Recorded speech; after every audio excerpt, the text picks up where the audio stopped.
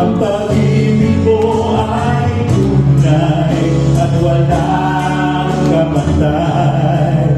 Kapangyarihan mo'y walang katulad.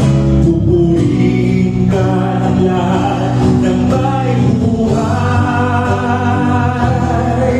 Ang pag-ibig mo'y walang katulad at walang kamatay. Walang katulad, pupurihin ka ng lahat ng may buhay. Aming Diyos, kay puti mo, mula pa noon hanggang ngayon, at sa habang panahon, sa bawat salina'y katapatan mo ay naroon. Aming Diyos, aming Diyos, wala na ng ibang Panginoon. Sa uling pagkakataon, gawin natin. Aming Diyos, kay punin mo, mula pa noon hanggang ngayon, at sa habang panahon, sa bawat salina'y katapatan mo ay naroon. Aming Diyos, wala nang ibang Panginoon. Wala nang ibang Panginoon. Wala nang ibang Panginoon. Palakpakan po natin ang Panginoon. Hallelujah.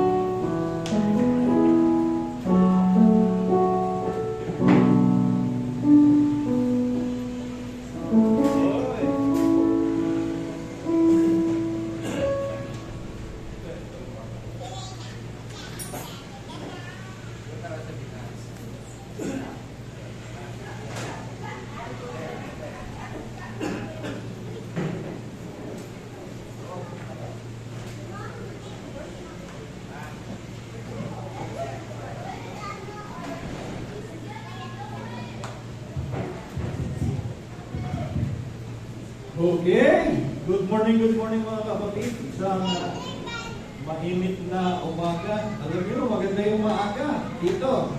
Kasi kung nakikita kayo sa bahay, agahan nyo dito pag Sunday. Makakalibre kayo ng aircon na napakainit talaga.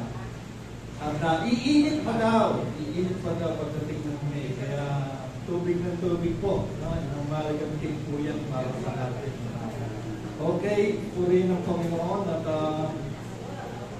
binabati ko yung mga nag-camp. Yung camp na yun, napakabiglaan niya. Huwag bigla. Pero nangyari, pagbiglaan yata talaga natutuloy. Kaya kami pong pamilya wala kasi April 9, nakabog na po kami. Na magpahinga sa dagat, kaya wala po kami. Pero nagpili naman po. Successful naman daw po. Maraming natutuwa. Nandiyan ba yung batang naiyak? Ayun, interviewin kaya natin mamaya. Talaga naman. Karamihan sa kanya, nagpapastor. Okay, hallelujah. Palakpakan yung natin ng Panginoon. Last Sunday, sabi ko, itong April, gusto ko pagsaluhan natin yung mga talakang ginagamit ng ibang preacher, ng ibang religion para ipanakot sa mga tao. Gaya nung Yung kamelyo, mas madali pang makapasok kaysa sa mayaman na maligtas. Para pang walang mayamang maliligtas.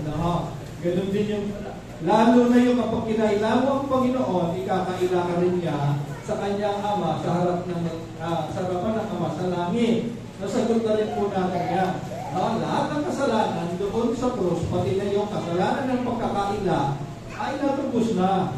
Si Pedro, hindi lang minsan ikinaila, 3 beses pa, pero napatawad siya ng Panginoon at nirestore pa. Ready na po ba kayo? Ready na po ba tayo? Amen. Okay. Tayo na ating message, returning to our first love. Yung dating pagkaunawa ko dito, nai-invite pa ako kung saan-saan, at sa Pahayag Puti, Pahayag chapter 2, na kung saan sinasabi doon, may isang pinagdaramdam ako sa iyo, sabi ng Panginoong Yesus, meron akong pinagdaramdam sa iyo. Hindi mo na ako mahal gaya ng dati. Magbalik ka sa una mong pag-ibig. Kung hindi, ginagamit din po ito. At nung ako po ay makapag-preach sa isang church, ang dami po talagang tapos na ako mag-preach sa paglabas sa simbahan ng mga membro, nagbubulungan talaga sila nagkakalabitan. Uy, magbalik ka na, nanlalapit ka na, matagal na nagkalalapit, pasulpot-sulpot ka na. No? Balikan mo na ang unang mong pag-ibig. No? Balikan mo na ang unang mong pag-ibig. Na hindi natin naiintindihan, para sa doon ay nagpapabala ang Panginoong Hesus na talagang balikan mo ang unang mong pag-ibig sa Kanya. Kung hindi, merong mangyayari sa iyo. Ano nga ba ang talagang ibig sabihin nito? Alam niyo ang katotohanan mapagpalaya. Tama po ba ako? Ang katotohanan, nagtutulot ng kapahingahan. Kapag naintindihan mo, ganun pala yun, lalaya ka sa takot. At mapapahinga ka. Hindi pala nakakatakot yung talata mo. Hindi naman pala ganun ang ibig sabihin ng talatang yun. So, meron niyo po tayo, returning to our first love. Pahayag chapter 2, sabi niya, subalit, may isang bagay, si Jesus mo ito. Sinulatan niya yung mga taga-Epeso, Kristiyanong taga-Epeso. Subalit, may isang bagay na ayaw ko sa inyo. Iniwanan mo na ang pag-ibig mo noong una. Yan po nang galing yan. Now, you have left your first love. You have abandoned your first love. But I have this against you. Sabi sa English, I have this against you. You have abandoned your first love. Iniwanan mo na, pinabayaan mo na, pinaligtaan mo na ang una mong pag-ibig. Madalas din, sabi ko nga, ulitin natin, na ang talatang ito, pinapanakot, upang itanghal ang pag-ibig natin sa Diyos. Dilinawin to, pag-ibig natin sa Diyos. Para itanghal, at hindi ang pag-ibig ng Diyos sa iyo. Lagi natin nililito ito. Lagi natin nililinaw. At hindi ako magsasawang linawin ito. Katatapos ng February, dinaanan natin buo, naging tema natin ang pag-ibig ng Diyos. Pero sabi ko nga, ito yung pinaka-paborito kong team. Sa buong taon, baka daanan natin ito, 6 na beses, 10 beses palagi. Kasi kailangan po talaga maluto tayo, maluto sa pagmamahal ng Diyos. Yung ka gustong lutuin ng Diyos wala siyang paki sa pag-ibig mo sa Kanya muna. Alam niya, hindi mangyayari yon kung hindi ka muna niya bubuhusan ng pag-ibig niya. Para noon, magkumako ka. Alam ka naman, persahin ka niya. Ayaw ng Diyos ng persahan, nakikita niyo po yung dadaanan na po natin yan. So, itong talatang ito, para bang sinasabi, hindi mo na mahal ang Diyos kagaya ng dati. Magsisi ka, balikan mo ang dati mong pag-ibig sa Kanya. Dati mong pag-ibig sa Kanya. Dati mong pag-ibig sa Kanya. Mga kapatid, tandaan natin lagi natin tandaan ang Diyos ay hindi namimilit na ibigin siya. Kahit ang tao ay kayo, mamilit kayo sa tao na ibigin kayo, hindi kayo pasisiyahan. Pilitin mo ang mga anak mo, puwersahin mo ang mga anak mo, bantaan mo mga anak mo na ibigin ka, pag inibig ka, hindi ka rin matutuwa. Bakit? Pinuwersa mo Pinilit mo. Amen o ba? Kahit ang asawa mo, kung tinutukan mo lang yan, nung kasal, hindi ka rin matutuwa, mga kapatid. Bakit? Tinutukan mo lang eh. Amin na ba? Kaya ako, si Arvin, malapit na. Malapit na. Ito ba? Walang tutukan to talaga. Okay, lagi natin tandaan, ang Diyos ay hindi namimilit ng ibigin mo siya. Kasi ang gospel is not about our love for God. Mga kapatid, it's about His love for us. Hello? Ang Ebanghelyo tungkol siya palagi sa pag-ibig ng Diyos sa atin. Hindi sa pag-ibig natin sa Diyos. Kaya maraming mayayabang eh. No? Ang pinagmamalaki nila, pag-ibig ng Diyos. Ang pag-ibig nila sa Diyos, hindi yung gospel. Ang totoong gospel, pag-ibig ng Diyos sa atin. At gusto ng Diyos, lagi kang nandoon sa daloy na yon. Huwag kang mawawala sa daloy na yon. Kasi mapapagod ka, mga kapatid. It is always about His love for us. Kaya nga, sabi ni Jesus, remain in my love. In my love. Remain in my love. My love. Sabi ni Jesus, doon ka manatili sa pag-ibig ko sa iyo. Hindi ka mapapagod at wala yung katapusan kasi walang sukat yun.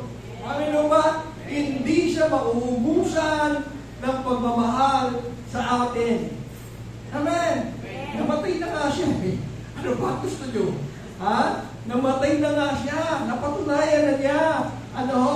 Pero kung hindi mo pa rin naiintindihan, buong buhay nga kasi mga kapatid, uulitin ko, walang graduation sa pagkaunawa sa pag-ibig ng Diyos. Walang graduation yan. Kasi walang sukat yan. Gano'ng kataas, gano'ng kalalim, gano'ng kahaba, gano'ng kalapat, wala pong sukat yan.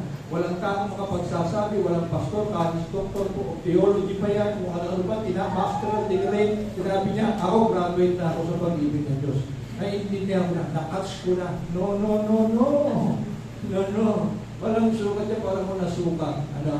Pero tayo, walang problema sa pag-ibig ng Diyos. Ang problema, yung unawa natin sa pag-ibig ng Diyos. Amen? Doon tayo nag-grow. Doon tayo nag-grow sa understanding. Kaya ang katabi mo, pwede lamang sa'yo. Hindi tayo pare-pareho, no? No? Hallelujah. Amen ho ba? Pero malalim na malalim. Pero talagang mababaw. Hanggang ngayon, nag-iisip pa rin na baka hindi siya mahal ng Diyos. Hanggang ngayon, niisip pa rin, papaluin siya ng Diyos. Yun. Pero salamat, hindi tayo titigil para tayo maluto sa pag-ibig ng Diyos. Amen! Remain in my love. Hallelujah! My love. Sabi ng Panginoon. Sino na sa inyo? Ito yung tanong dyan eh. Kadalasan sa talata natin ngayong umaga na balikan pa ang unang mong pag-ibig. Sino na sa inyo nakaranas ng tinatawag kasi nila noon, mainit yan sa Panginoon. Mainit yan sa paglilingkod. Ewan ko kung init ba yung tawag nila noon. Kasi kabaligtaran niya nang nanglalamig. Tama po ba ako? Ang mga Kristiyano, pag nag-uusap doon, yung mga born again, pag sinabing mainit sa Panginoon, nagkakaintindihan na sila. Mainit sa paglilingkod, nagkakaintindihan na sila. Tama po ba ako? Kaso, minsan, maiinit ang ulo, hindi maiinit sa Panginoon. Okay, narunasan niyo na ba ito? At pagkatapos, ay sinasabi, lumipas na. Kaya ako minsan madalas, Kaya na, hindi kayo nalikitig na. Kaya na, madalas ang kwentuhan, nung bago kami sa pagkatalag na naman kahit mula, nung mahilig kami sa Panginoon, nung bago, palagi na lang nung bago sa Panginoon, wala na siyang bagong kwento, tapos nagigilty pa siya. Kasi hindi na siya ganoon kainit. Kansinin nyo, yung mga mainit sa Panginoon, dadaan din sa pananamit. Hindi sila tumatagal. Bakit po? Kasi nandun nga sila sa pagpipilit, sa pagpapatunay na mahalin ang Panginoon, ibigin ang Panginoon ng buong puso. Mamaya papaliwanag natin ang buong lakas, buong kaluluwa. Ano nga ba ang context? Itong Revelation 2, chapter 4 na ito. na hindi mo na ako mahal gaya ng dati. Tuturuan ko kayo magbasa ng Bible para maintindihan niyo ang Bible na hindi niyo naintindihan. Umisan yung talata, atras kayo. Kunyari verse 4, tingnan niyo ang verse 3, verse 2, verse 1 para lalo niyo maintindihan. Or, verse 4 yan, tingnan mo ang verse 5, verse 6, verse 7. Basahin mo ng buo para maintindihan mo. Mga kapatid, ano nga ba ang context nito? Ano nga nangyari sa church sa Ephesus? Kasi ang kausap ng Panginoon dito, mga Kristyano, taga-Epeso, nanlalamig na daw sila. Iniwan na daw ang unang pag-ibig. Tingnan natin. Ito na. Tayo. Alam ko mga ginagawa mo, sabi sa church sa Epheso. Ang iyong mga pagpapagal at nagyagang pagpipili sa iyo pala. Alam ko hindi mo kinukonsinti ang masasamang tao. Sinubok mo ang mga nagsasabing sila'y apostol at napatunayan mong sila'y uwa. Ano ba? Alam ko rin magyaga ka. Nagtiis ng maraming hirap alang-alang sa akin at hindi ka sumuko. Subalit, ayan na. May isang bagay na ayaw ko sa'yo. Iniwan mo na ang pag-ibig mo noong una. Iniwanan mo na, sa Tagalog kasi, yun na may lundo doon sa maling interpretasyon pero titignan natin sa English, iniwanan mo na ang pag-ibig mo noong una. Alalahanin mo, na daw yung banta, alalahanin mo ang dati mong kalagayan. Pagsisihan mo at talikuran ang iyong masasamang gawa at gawin mong muli ang ginagawa mo noong una. Amen. Nakakasunod kayo?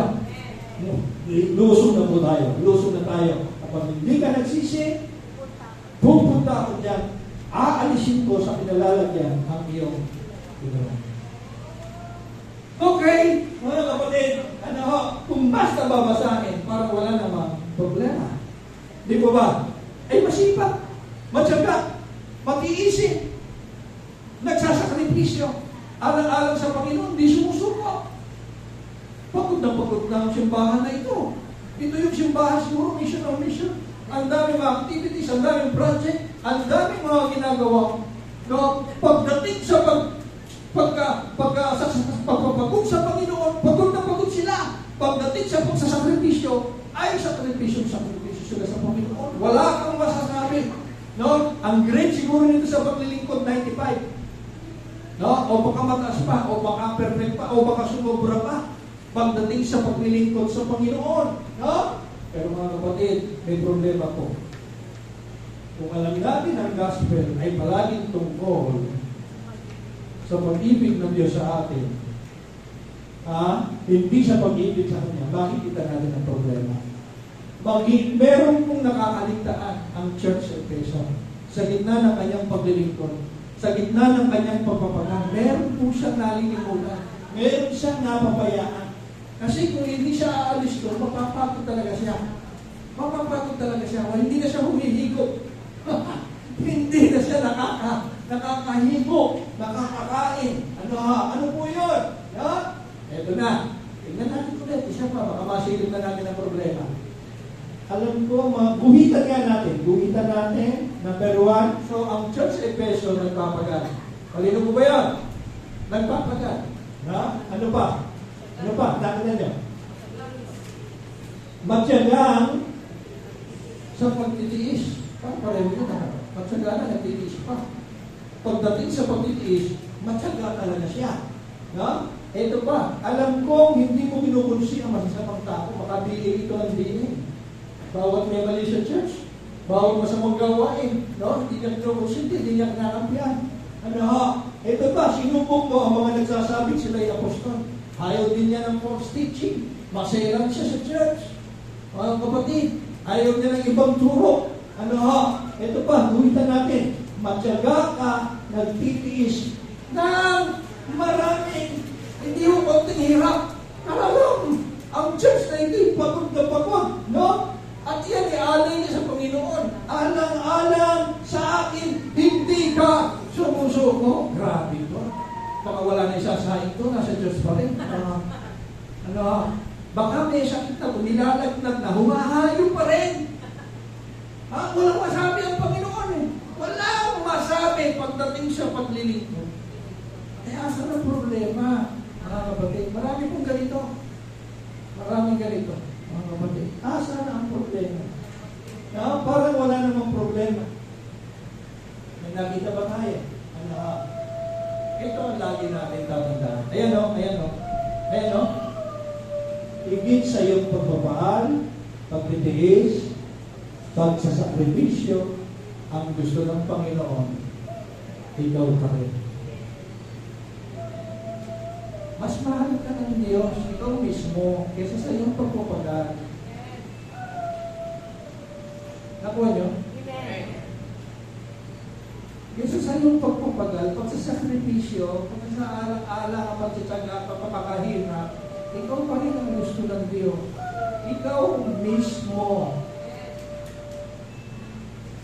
Amen. Kaya niyo pumalak ka. Hallelujah. Ang importante pa rin sa Kanya ay ang pananatili mo sa pag-ibig niya. Grabe. Grabe. Kakalukot kung minsan ang dahil mayayabang sa pag-ibig. Na parang bang lagi na lang silang nakakalamang. Na parang bang ikaw wala kang ginagawa. Maraming simbahan sa naaawa po ako sa kanila. Minsan fellowship namin mga pastor, ay, kanya-kanyang kwento kung anong ginagawa na nila. Pero ako pahinga lang sa pag-ibig ng Diyos. Kasi yun naman talaga ang gospel. May tatalo pa ba sa church sa Efeso? Mamatay-matay sa paglilingkod. Tingnan nyo. Pero nasa lipan pa rin ng Panginoon. Ng pinakamahalaga. Dahil sa dulo, alam ng Panginoon mapapagod ka. Mapapagod ka. Kapagod ka, kailangan meron kang consistent ka sa pag-ibig. Remain in my love. Huwag ka mawawala sa linyang yun. Remain in my love. Amen. At ang presensya nyo ngayong umaga ay nagpapatunay, nagre-remain tayo sa pag-ibig ng Panginoon sa pagkakaupo lang naman kayo. Amen po ba? Kung meron mga church na nasobrahan sa pahinga yata, tayo yata yung church na nasobrahan sa pahinga. Natutuwa ako sa comment ng isang naka-attend sa atin dito na talagang gusto daw niya sa atin kasi walang pakialaman. Walang pakialaman. Pag nawala ka. Bahala ka, nawala ka. Bumalik na naman. Bumalik na naman. Alam niyo naman, itong church natin parang baklat lang yan. Amen? Alam yung baklat, pero ito, di ba? Baklat. Nakapasok ka dito, mga kapatid. Hallelujah. At narinig mo yung gospel talaga, ay parang ayaw mo na lumabas. Amen? Gusto mo bumalik. Kasi gusto mo, nagugustuhan mo ang naririnig mo. Kasi ang narinig mo, hindi nakakapangkot. Amen? Nakakapagpahinga. Amen! Hallelujah! Remain in my love. Marami na pong nagtiis tungkol sa pagtitiis. Daming simbahan yan. Pagdating sa pagsasakripisyo, paglilingkod sa Diyos, marami na. Panahon pa ng lumang tipan. Ang iba nga po ay handa pang mamatay at nangamatay pa. May mga misyonero na namatay. Patuloy nyo sa YouTube.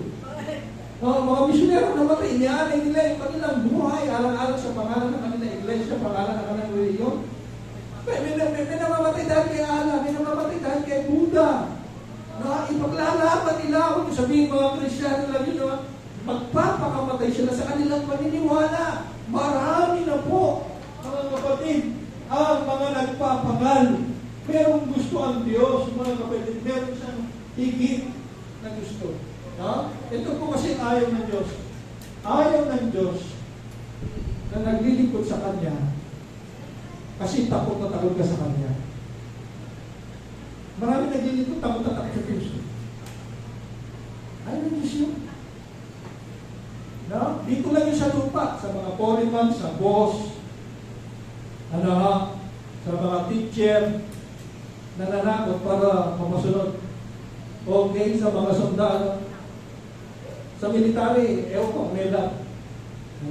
Bihira siguro kasi talagang sa command sila. May obedience. Bihira siguro. No? Pero yun talaga serbisyo. Pero mga kapatid, totoo po ito, ayaw ng Diyos na naglilingkod ka, kinatatakutan mo siya. Gusto ng Diyos, naglilingkod ka kasi malinaw sa iyo na mahal Kanya. Amen. Hallelujah. Ito ang tinatawag na first love. Mga kapatid, pagdating sa first love, pag-aari ng Diyos. Wala nagmamayari dyan. Hindi yan. Ang first love na sinasabing balikan mo yung pag-ibig niya sa iyo. Hindi ang pag-ibig mo sa kanya. Eh baliktad eh. Ay, balikan mo na daw ang dati mong pag-ibig. Dati mainit ka sa Panginoon. Dati mainit ka sa paglilingkod. Ibalik mo daw yun, yung pagmamahal mo sa Panginoon. Pag binalik mo yun, ang pwersahan na naman, may hangganan yun. Mag-guilty ka na naman. No? Kasi napagod ka na naman. Hindi ka magiging consistent, kapatid. Hindi magiging tuloy-tuloy kapag sa pag-ibig mo sa Kanya, doon ka nagtitiwala. Pero kapag ang tiwala mo nasa pag-ibig niya sa iyo, oh, hallelujah, hallelujah, hindi ka mauubusan ng kalakasan. Amen? Okay, linawin ko po sa inyo, patunayan ko na ang first love, hindi nyo pag-aari. Pag-aari ko ng Diyos. Ano sabi niyan? Mayroon akong isang laban sa iyo. Ito'y pinalitan mo na ang iyong unang pag-ibig. Ayan ha? Ano yung sa English ang unang pag-ibig? First love. Tingnan natin sa Grego. Ang first love, mga kapatid, first at saka love. So dalawang word yan. Ang first po, nasa kaliwa ninyo.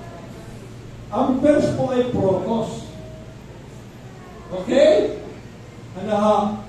Ang love po ay agape. Kahit kailan, ang agape sa Diyos, hindi sa atin. Ang agape love ay perfect love. Hindi yan sa tao. Sa Diyos yan. Galing yan. Kaya ang tawag yan divine love. Diyos lang ang divine. Banal na pag-ibig. Sa Diyos lang po yan. Ang protos naman, ibig sabihin niyan, primary talaga. Best or most important. Most important. No? Primary purpose. Ano ang most important. So, ibig sabihin ito, foremost love. O first love. O primary love. Nakuha niya, nakakasunod kayo. Protos agape is first love. Sa Diyos po niya. Kaya kung meron kang babalikan, na ibalik mo daw, hindi yung pag-ibig mo sa Kanya. Ang babalikan mo, yung pag-ibig mo sa iyo. Baka naputol, kaya napapagod ka. Amen? Remain sa linyang yon. Amen? Remain sa daloy na yon. Amen? At hindi ka man lalamig, kapatid. Hindi ka man lalamig. Si Pedro may pinatunayan siya. Panginoon, kahit kulungan, kahit kamatayan, kahit bilangguan, susunod ako. Bakit may gusto patunayan si Pedro? Ay, Pedro, sabi ko bilawang manok. Diba? Ayun eh. Nakakapusin ka, babagsak ka talaga. Kapag lagi mo pinapatunayan ang mahal mo ang Diyos, nakakapusin ka. Kaya sa pipeline, kapag tinawag na first love ulit, mga kapatid, first love, sa Google, yan po makikita nyo. Coming back to Jesus love. Return to your first love. Return to your first love. Daming sermon tungkol dyan. Ephesus, return to your first love. Mga kapatid. Okay. Bakit? Bakit? Bakit sa Diyos yan? Ito talaga ang tunay na daloy. We love because sila dyan, naiintindihan na nila. Nagmamahal daw sila ngayon. Marunong na silang magmahal. Kasi una, silang minahal ng Diyos. We love because He first loved us. Yung pala yun. Okay, tingnan ulit natin sa original na salin. Ang protos. Ano ulit ang protos? First. Primary. Most important. Fourth. Ano ulit ang love? Dito, agape. Divine love. So, dalawang beses binanggit, mga kapatid, na ang first love sa Diyos yan. No? Pag-ibig ng Diyos sa iyo. Di ba ang galing na pinapabalik ka lang namin niya sa pag-ibig niya sa iyo? Amen? Nasaan yung nakakatakot doon? Amen? Pakinabang nga eh. Paano ito, Pastor? Ayan, sige. Inuunahan ko na kayo ng question sa isip nyo. Paano yan, Pastor? Paano ito? You must love the Lord your God with all your heart, with all your soul, with all your strength. Iibigin. Pastor, nabasa ko yan. Iibigin mo daw. Utos yan eh. Ibigin mo ang Panginoon mong Diyos ng buong puso, buong kaluluwa, buong pagmamahal. Buo-buo mo, Pastor. Na-share mo nyo na nga yan. Paano yan? Kung bakit yan sa atin, Pastor? Unahan ko na nga kayo ng mga tanong nyo sa isipan.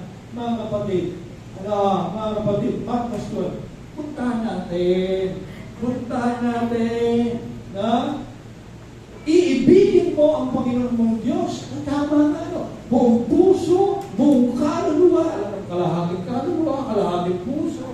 Hindi ho eh, ng buong pag-iisip, ng buong lakas. Pagdating sa ganyan, tingnan mo kung sino kausap.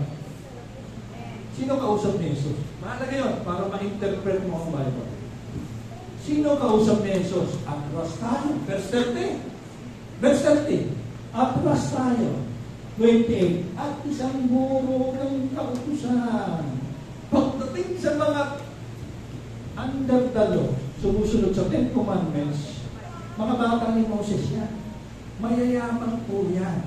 Nakala mo na-perfecto yung kautusan. Nakala mo na susunod lahat yung 613 laws, hindi 10 Commandments. Mga kapatid, isang guro ng kautusan na nakarinig ng kanilang pagtatalo dumating, tinanong niya si Jesus, alin ba ang pangunahin sa lahat ng mga utos?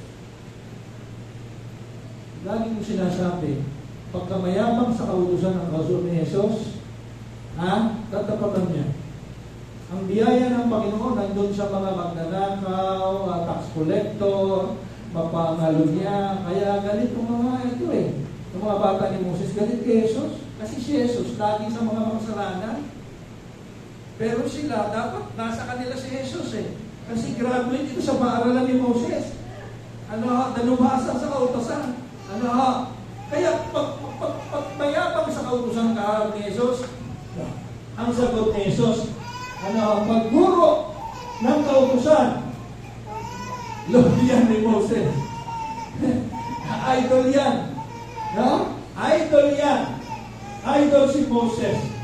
Kasi, bakit ba, Pastor? Ito yan eh. Laging may hati dyan. Ang kautusan ay ibinigay sa pamamagitan ni Moises. Pero ang biyaya at katotohanan ay dumating mismo sa magitan ni Jesus. Ang laking kaibahan ng dalawang yan. Yung mga utos pinakibigay lang. Pero yung biyaya dumating sa magitan ni Jesus. Tinitingnan natin lagi yung pagkakahati. Mga kapatid, para di kayo magulo, kasi ganito eh, dumating sa Pilipinas, makinig kayo, dumating sa Pilipinas, ang Biblia, magkasama na yung luma at saka bagong tipan. Tama po ba? Hindi naman dumating sa atin ang bagong tipan eh. Dumating yung luma at bago, kaya magkahalo na. No? At ang pagbasa natin, halo-halo din. May patayan sa lumang tipan. Magrarambol ang pagtingin mo sa Diyos. Kaya tinuturuan tayong maghati. Rightly dividing the word of truth. Ihiwalay mo yung lumang tipan, Moses, at bagong tipan, Jesus. Kuha niyo ba? Para hindi ka magulo. Hindi ka maguluhan, mga kapatid. 2 Timothy 2:15 ang sabi niyan, daanan ko lang to para kapag nagbabasa kayo makatulong sa inyo. Give diligence to present yourself approved to God, a workman not to be ashamed. Ayan yan o, nakadilaw. Rightly dividing the word of truth. Dapat marunong kang maghati. Moses ba to? Lumang tipan ba to? Bagong tipan ba to? Jesus ba ito? Marunong ka ba dapat maghati? Amen! Alam niyo ba saan galing yung dividing? Orthomeo. Ortho, to cut straight. Yung ortho, dyan po galing yung orthopedic. Yung baluktot, yung mali, tinatama. Tinutuwid. orthopedic. Yung ding orthodontist, orthodontist, mga kapatid, yung baluktot ng ngipin, tabing ngipin, tinatama, tinutuwid. Yung ding orthoribas, Tinitis ko, nakikinig pa kayo eh. Mga kapatid, tupat straight. Hallelujah, anak. No? There is no fear in God. Perfect love drives out fear. Pagdating naman sa perfect love, sa Diyos na naman yan. Bakit perfect ba love mo? Sa Diyos na naman yan. Ha? Sino man ba ang may perfectong pag-ibig? Ha? Walang problema sa pag-ibig na perfecto. Ano, ang problema palagi ay ang paniniwala mo na perfecto nga ang pag-ibig. Amen na ba? Amen. Perfect love drives out fear. Ano? Hallelujah. Kapag sabi, ito na, diretso na tayo. Ano yung warning? Ano yung warning? Ano yung babala? Kapag hindi ka nagsisi, pupunta ako dyan, aalisin ko sa nilalagyan ang iyong ilaw. Pinapalala pa ito ng mga pastor. Pag hindi ka tumino, o hindi ka nagsisi, ano ba sabi? Aalisin lang yung ilawan. Ha? Ilawan, patutoo. Walang sinabing mawawala ang kaligtasan mo. Walang sinabing magkakasakit ka. Walang sinabing pupunta ka sa impyerno. Dinadagdagan kasi eh.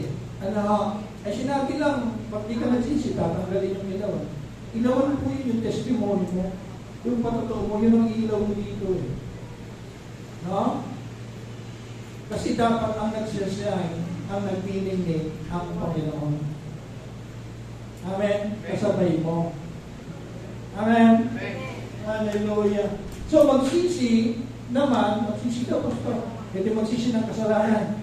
And then, yan, ginawa namang magsisi, repent, metanoia sa Grego, change of mind, magbago ng isip, hindi mag-iiyak, hindi maglulupasan. Amen? May nagagalit kapag pinapangaraw ko to eh. May nagagalit kapag pinapangaraw ko na ang repentance, hindi siya mag-iiyak. Ang pagsisisi, hindi mag-iiyak, maglulupasan. Kasi karamihan sa repentance, nagkaroon kami ng gawain, repentance, revival, nagpuntahan sa harapan. Tumulo yung mga sipon. Tumulo yung mga luha, naglulupasan, naging matay, Mga kapatid, tapos pagbalik sa upuan, gano'n na naman. Tatanungin ka na nakaupo lang sa likod at naintindihan niya, gano'n pala yun, babaguhin ko na ang paniniwala ko. Ang gospel pala, pag-ibig ng Diyos, hindi pag-ibig ko sa Kanya. That is repentance already, mga kapatid. Ha? Dapat pala, babalikan ko yung pag-ibig na sa akin. Amen? Repentance na yun. Magbabago ng isip. Kung ganun ka, kaya tayo, everything, wala na daw repentance yung mga nasa garage. Lagi nga tayo nag-repent eh. Lagi tayo nag-change of mind. Di ba, dami na natin change of mind. Ang Diyos hindi nagbibigay ng sakit. Ang Diyos hindi nagpapadala ng bagyo. Ang Diyos mabuti lang. Dami natin repentance. Kasi nga, repentance sa kanila, maglulupasay, mag-iiyak, manangis, isubsub yung noo sa simento, lumakad ng paluhod, yan lahat ng yan, repentance sa kanila. Pero hindi po yan ang repentance.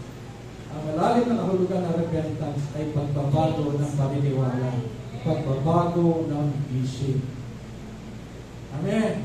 Kaya nga pinagre-repent, baguhin mo, sabi ng Panginoon, baguhin mo ang isip mo. Pagod na pagod ka na eh, dami mo ng sakripisyo. No? Iaalay mo pa buhay mo sa akin. Ako na nga nag-aalay ng buhay sa iyo. Pabawi ka pa.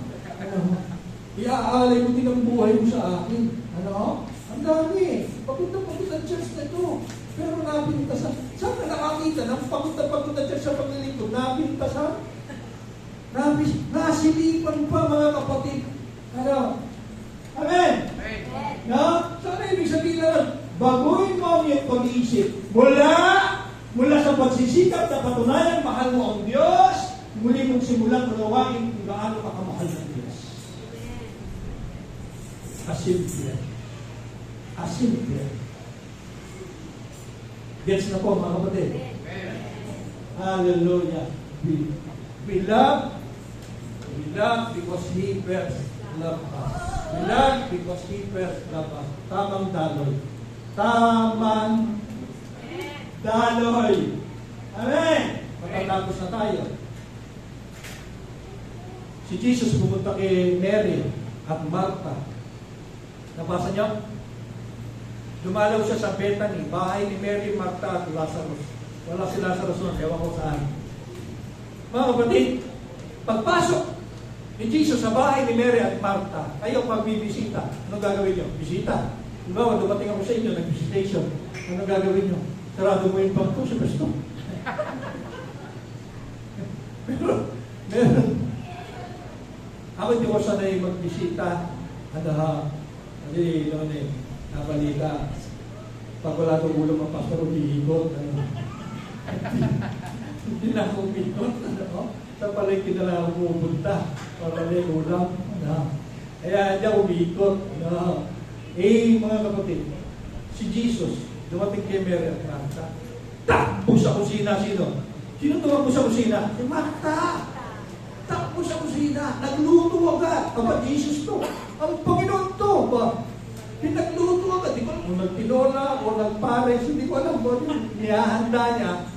Pero mukhang marami siyang niyahanda. Bakit po? Pagod na pagod siya No? Silip siya ng silip ngayon kay Maria na nakaupo lang kay Jesus. Nakaupo sa paanan ni Jesus habang nangangaral. At si Martha naman ay tuloy sa paghahanda na kung ano hiwa ng sibuyas, ng bawang, pokok ng luya, at kung ano-ano pa, mga kapatid. Alam niyo, hindi siya nakatiis. Hinihintay niyang tumayo si Maria para tulungan siya sa kusina. Sapagkat meron silang bisita. Ano nangyari? Pinasok niya sa salas ng kapatid niya. Pinasok niya sa salas. Anong sabi niya? Panginoon, pwede mo pagsabihan ko yung kapatid ko? Alam niyo sabi niya, kulang ang aking katawan. Grabe, ano? Ibig sabihin, baka nag-lechon pa. Ang dami siguro niya ihahanda para sa Panginoon. Kulang to yung katawan niya. Sa magsisilpi, sa paghahanda. Mga kapatid, dapat matuwa si Jesus, diba? Sabi niya, wow, naman! Nakakaya naman! Nakakaya naman sa'yo. Grabe, may ganun. Okay na sana, Royal tsaka Skyflex. Pwede na, pero hindi. Pinagluto talaga special.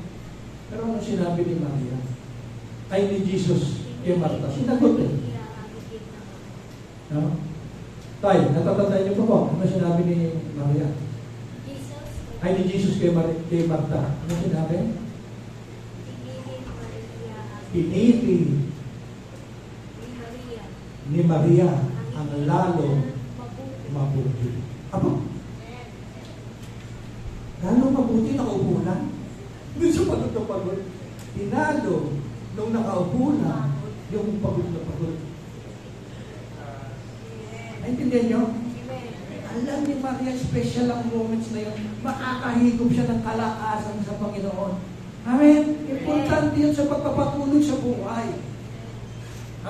Importante sa pagpapatuloy sa buhay. Kaya naupo na lang siya. Sasamantalahin niya yung presensya ng Panginoon. Sasamantalahin niyang makinig tungkol sa pag-ibig ng Ama. Amen? Magre-receive siya na magre-receive. Magre-receive siya na magre-receive. Hindi niya ipagpapalit niyo. At alam niyang hindi magagalit ang Panginoon. Kahit hindi siya nagpapagod. Nagluluto. Amen? Amen. So, alam niyo na, ibig sabihin ng ating message. Nakuha niya. Yung po totoo. May test tayo sa susunod na linggo. Okay. Salamat po. Yun lang. Mga kapatid, remain po ka. Aalis sa galoy. Huwag ka aalis. Kahit ano mangyari sa buhay mo, huwag kang matitigil sa ginagawa ni Maria. Ang humigop ng humigop, mag-receive ng ma-receive ng pagmamahal ng Diyos sa atin. Pinili mo ang lalo ng buhay sa pagkakita. piliin mo ang lalo. Amen? Ang nangyari kay Maria at Marta ay katulad ng church sa Efeso. Pagod na pagod din, pero nasilipan ng kahinaan. Amen? Tayo lahat. Father God, salamat po. Isa na naman pong katotohanan, mapagpalaya na nagdudulot ng kapahingahan ang mga pinagsaluhan po namin, ang mga inihanda mo sa amin. Panginoon, may mga panahon sa buhay ng Kristiyano kung minsan nagigilty kami na wala kaming nagagawa sa iyo, Panginoon. Pero meron pa lang higit na mahalaga sa iyo, Panginoon. Huwag lang kaming mawala, Panginoon, sa patuloy na pagtanggap ng pagmamahal mo sa amin. Sapat na, Panginoon. Sapat na, Panginoon. At salamat din sa mga naglilingkod din at nagpapagod, Panginoon. Na hindi sila nagpapagod sapagkat naiintindihan nila. Hindi kagaya ng church sa Efeso, Panginoon. Hanggang ngayon, naglilingkod ang mga anak mo sa lugar na ito na hindi pinapabayaan ang pagtanggap ng mga mahal sa iyo. Na siyang ibig sabihin ng ibang kaibigan. Salamat po na marami, Panginoon. We thank you, Lord. Hallelujah. Sa iyong makapangyarihan sa iyo. Sa iyong mga salita na palaging nagpapalakas at nagbibigay sa amin ng saya at kapayapaan. In Jesus' name we pray. Amen. Amen. Yan. Amen. Ang sarap bumalik sa first love natin. Amen. Amen po. Hallelujah.